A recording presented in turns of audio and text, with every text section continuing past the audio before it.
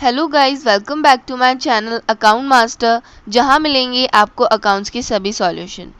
आज हम consignment chapter के लिए एक स्टेप और आगे बढ़ते हैं।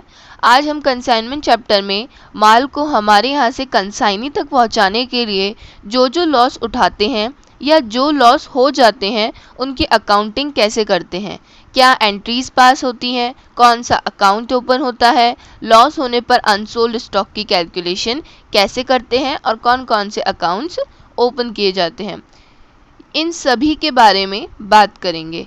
इसमें मैं आपको कंप्लीट इसके रूल्स, बेसिक कॉन्सेप्ट और फार्मूलाज बताऊंगी और उन्हें समझाऊंगी भी। बिना टाइम वेस्ट करते हुए हम करते हैं इस वीडियो को स्टार्ट। अगर आपको ये वीडियो पसंद आए तो लाइक कीजिएगा और कोई भी क्वेरीज के लिए कमेंट कीजिए, मैं ज़रूर उसका रिप्लाई करूँगी। Let's get started. सब्सक्राइब करें अकाउंट मास्टर को और बेल आइकन दबाएं लेटेस्ट वीडियो सबसे पहले पाने के लिए।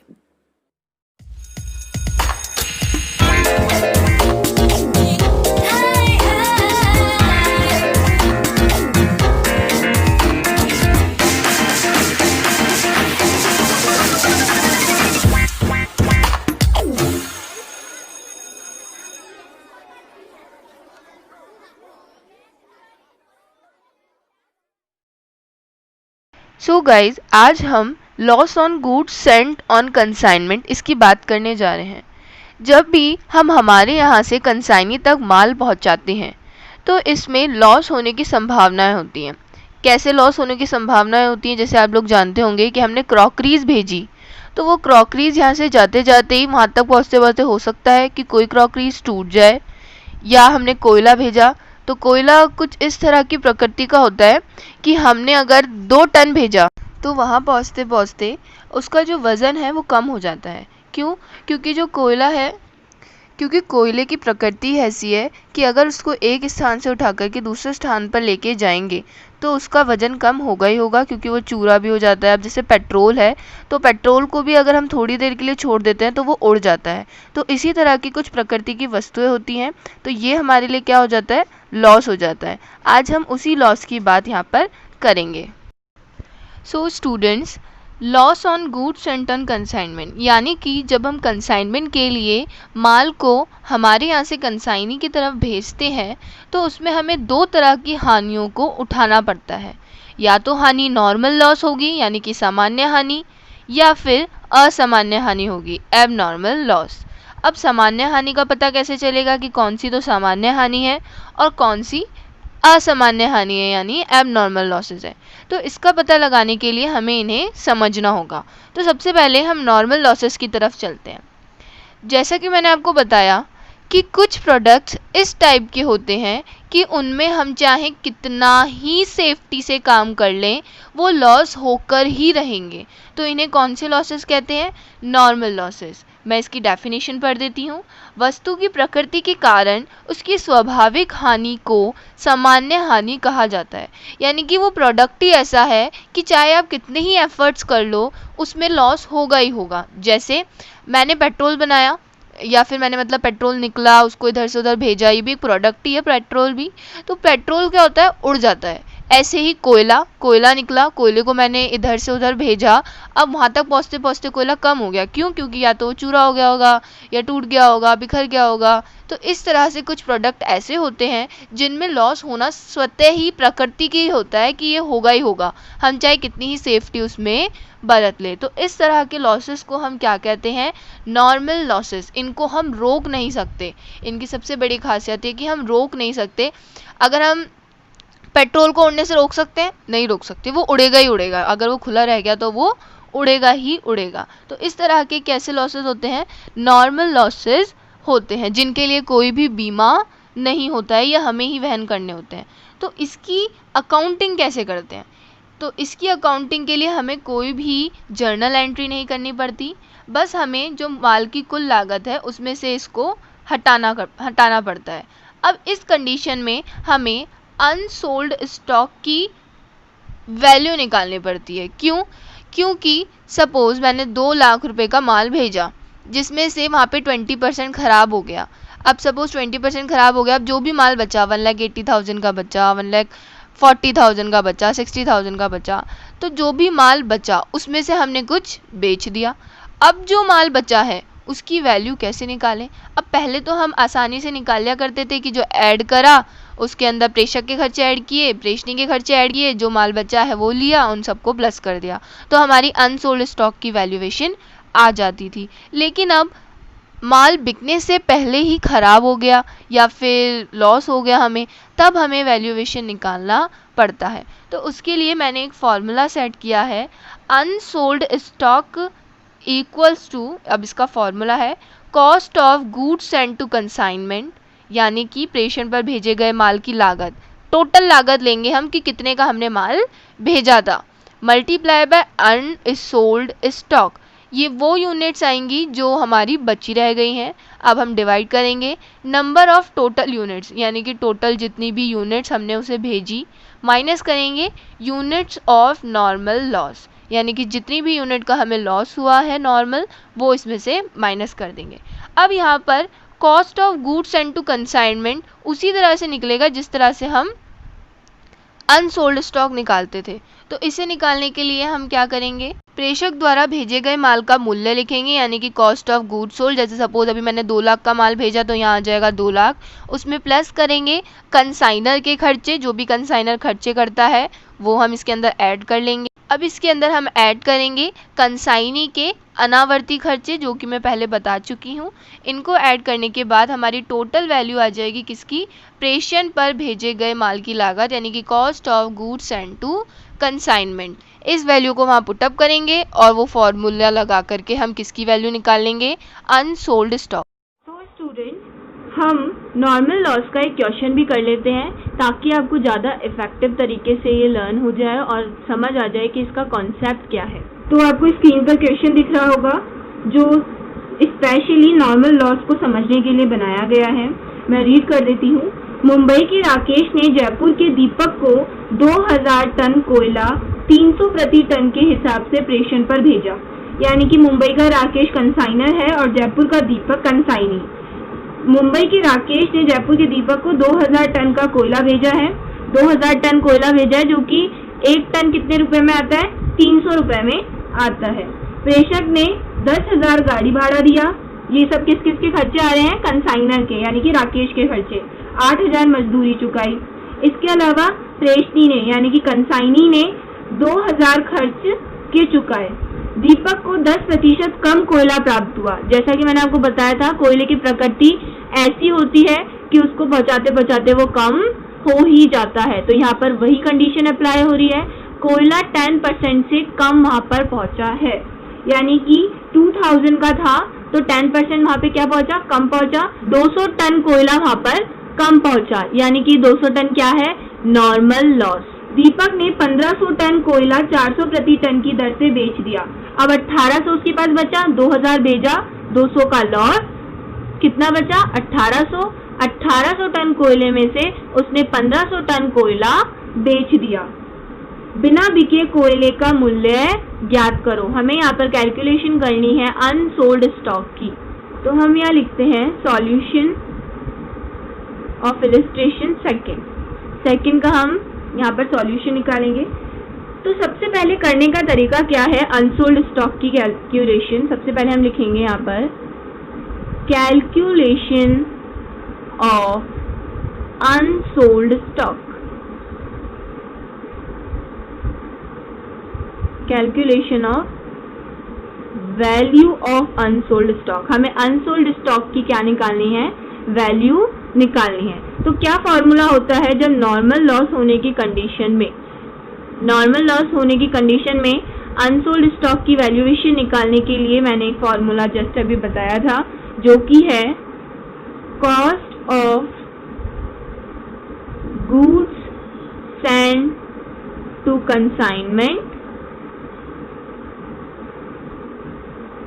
और इसमें मल्टीप्लाई करेंगे अनसोल्ड स्टॉक, और ये किस में होना चाहिए, यूनिट्स में।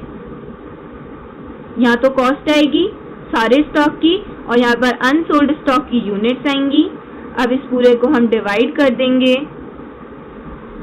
नंबर ऑफ टोटल यूनिट्स, जितनी यूनिट्स हमने पूरी भेजी, और इसमें से माइनस कर देंगे यूनिट्स ऑफ नॉर्मल लॉस।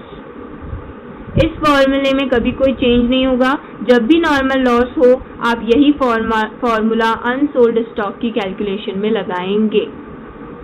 तो अब हम थोड़ा सा स्पेस छोड़कर यहाँ पर इन सभी चीज़ों की कैलकुलेशन कर लेंगे। थोड़ा सा स्पेस छोड़कर हम सबसे पहले क्या निकालते हैं, cost of goods sent to consignment.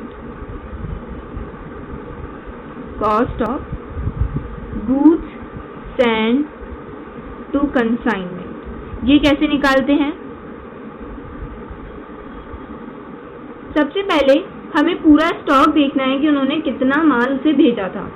तो उन्होंने कॉस्ट लिख लेते हैं यहाँ पर। तो उन्होंने माल भेजा था 2000, तो टन कोयला था जो कि 300 रुपये पर टन था। तो इसकी कॉस्ट कितनी हुई, 6 लाख रुपीज, मतलब 6 लाख रुपए का टोटल हमने उसे माल भेजा था। अब cost of goods sent to consignment निकालने के लिए इसकी एक्चुअल कॉस्ट क्या है, इसके अंदर हमें क्या जोड़ने पड़ेंगे, वही कंसाइनर्स के एक्सपेंसेस,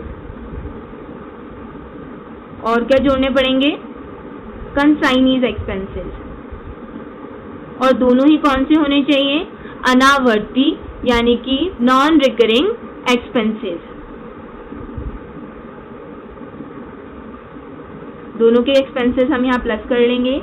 तो कंसाइनर ने एक्सपेंसेस किए थे 10,000, तो उसने गाड़ी भाड़ा दिया था, और 8,000 का उसने मजदूरी चुकाई थी, यानी कि टोटल उसने कितने पैसे चुकाए थे, 18,000 रुपीज, जो हम इसमें प्लस कर देंगे। इसके अलावा कंसाइनी ने एक्सपेंसेस किए थे 2,000 रुपीज के। यहाँ पर हमें कंसाइनी के एक्सपेंसेस के लिए कुछ बोला नहीं है कि ये इस तरह का एक्सपेंसेस था या इस तरह का, तो हम इसे नॉन रिकरिंग एक्सपेंसेस ही मानेंगे। जब भी सूचना के अभाव में कोई एक्सपेंसेस, सिर्फ एक्सपेंसेस का नाम हो, तो आप इसे नॉन रिकरिंग एक्सपेंसेस ही माने जब तक कोई स्पष्ट सूचना ना हो। तो 2,000 रुपीज हम इसके अंदर ऐड कर देंगे। तो ये total cost of goods sent to consignment निकल कर आता है 6,20,000। इस वैल्यू को हम ऊपर हमारे फॉर्मूले में पुट कर देंगे। तो यहाँ इक्वल्स टू का निशान लगा देते हैं और यहाँ पुट करते हैं वैल्यू 6,20,000। अब हमें क्या चाहिए, अनसोल्ड स्टॉक की यूनिट्स चाहिए। तो अब हम यहाँ पर अनसोल्ड स्टॉक की यूनिट्स निकालेंगे कि कितनी यूनिट्स सोल्ड नहीं हो पाई। तो हम शुरू से देखेंगे, हमने सेंट कितनी की थी, स्टॉक 2,000 यूनिट सेंट की थी हमने, उसमें से लेस करेंगे लॉस हो गया था ना, नॉर्मल लॉस हो गया था, कितना परसेंट हो गया था नॉर्मल लॉस, 10%। तो इसका 10% कोला उनके पास कम पहुंचा, यानी कि 200 यूनिट्स कम पहुंची थी। कितनी यूनिट्स उनके पास पहुंची, 1800 यूनिट्स उन्हें रिसीव्ड हुई। ठीक है, ये यूनिट्स उन्हें रिसीव्ड हुई। इसमें से उन्होंने बेची कितनी, सोल्ड यूनिट्स।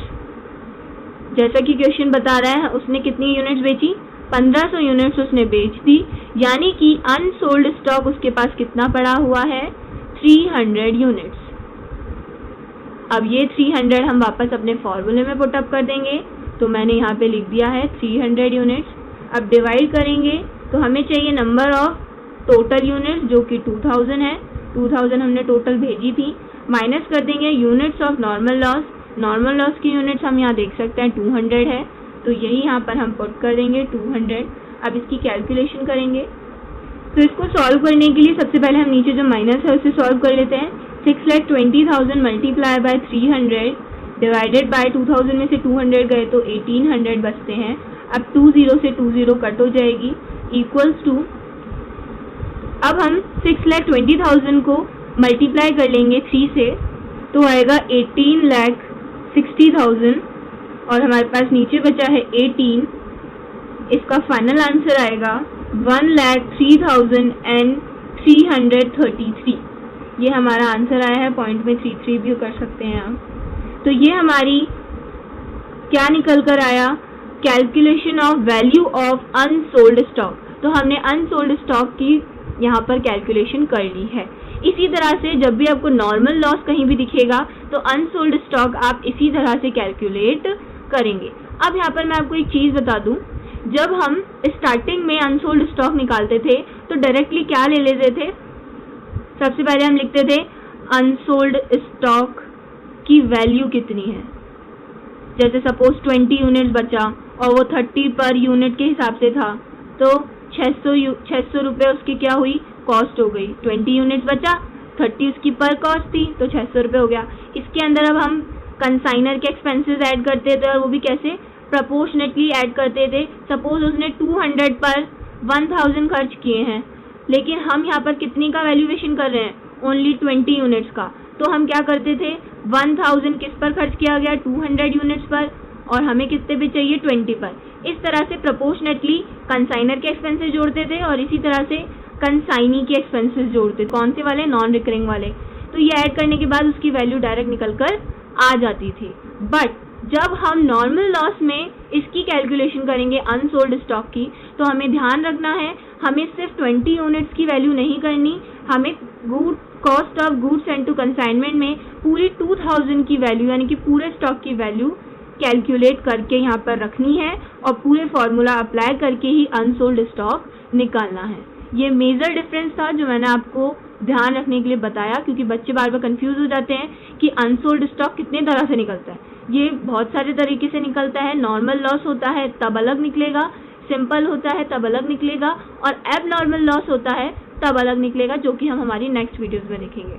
तो अगर आपको ये मेरी वीडियो पसंद आए तो लाइक कीजिएगा और अपने दोस्तों के साथ ये वीडियो शेयर कीजिए। अगर आपको कोई भी क्वेरी है किसी भी चैप्टर या कंसाइनमेंट चैप्टर से रिलेटेड, अकाउंट से रिलेटेड, तो मुझे कमेंट कीजिए, मैं आपको उसका रिप्लाई ज़रूर करूँगी। Thank you so much. अब हम मिलते हैं हमारी नेक्स्ट वीडियो में। Bye bye guys.